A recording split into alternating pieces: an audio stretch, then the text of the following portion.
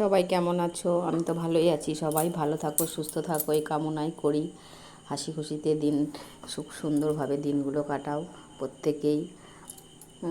তো আজ তো সোমবার আমাদের বাড়িতে নিরামিষ খাওয়া হয়। তো নিরামিষ খেলে ভাবি কী রান্না করব। পনির তো সব সময় আনা হয় না।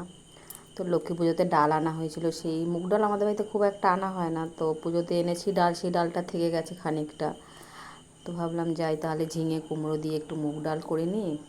তারপরে ভাবলাম আমার ভাজা তাহলে কি করা যায়, তখন একটু আলু ভেজে নিলাম, কুমড়ো ভেজে নিলাম, ঘরে পাঁপড় ছিল সেটাও ভেজে নিলাম। একটা সমস্যা কি বন্ধুরা জানো, রাতেবেলা তো আমরা রুটি খাই, তো এই দিয়ে তো রুটি খাওয়া যাবে না। আবার কি রান্না করবো, এই একটা আমার ঝামেলা থেকেই গেল। দুপুরবেলা একটা বড় করে রান্না করে নিলে সেই রান্নাটাতেই হয়ে যায়, কিন্তু আজকে তো রান্না করতে হবে রাতে, এটাই হচ্ছে অসুবিধা। ঝিঙে কুমড়ো দিয়ে ডাল তো ভালোই লাগে, মানে রুটি ভালোই লাগে খেতে, সরি ভুল হয়ে গেল একটু বলা। তো তার সঙ্গে আর একটা কিছু করতে হবে, আর রুটি তো করতেই হবে। দেখা যাক, আমাদের মেয়েদের তো আর কাজের শেষ নেই, সারাদিন ধরেই চলতে থাকে। নিরামিষ দিনে তোমরা কি রান্না করো আমাকে একটু বলো কমেন্ট করে, তাহলে সেই রান্নাগুলো আমিও একদিন ট্রাই করব।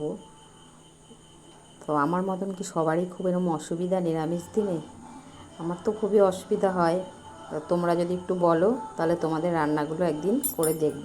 আর এই সিম্পল রান্নাটা তোমাদের কেমন লাগলো কমেন্ট করে বলো।